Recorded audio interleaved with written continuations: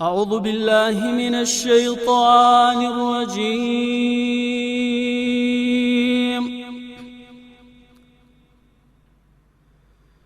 بسم الله الرحمن الرحيم.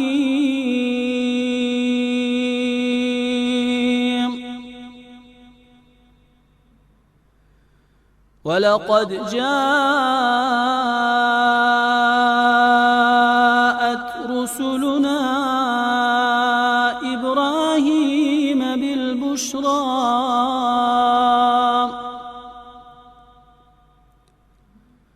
قالوا سلاما قال سلام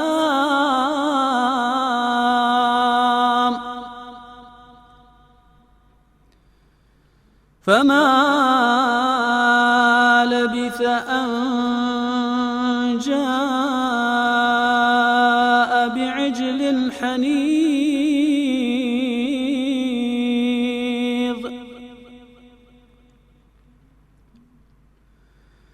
فلما رأى أيديهم لا تصل إليه نكرهم وأوجس منهم خيفة. قالوا لا تخف إنا أرسلنا إلى قوم لوط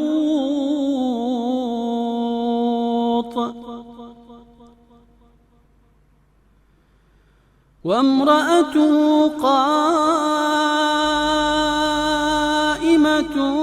فضحكت فبشرناها بإسحاق ومن وراء إسحاق يعقوب.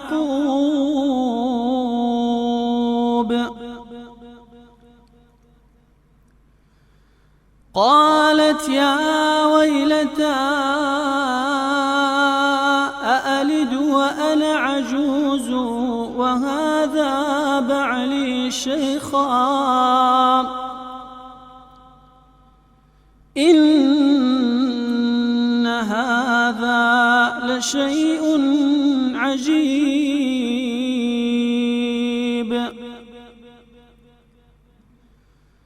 قالوا أتعجبين من أمر الله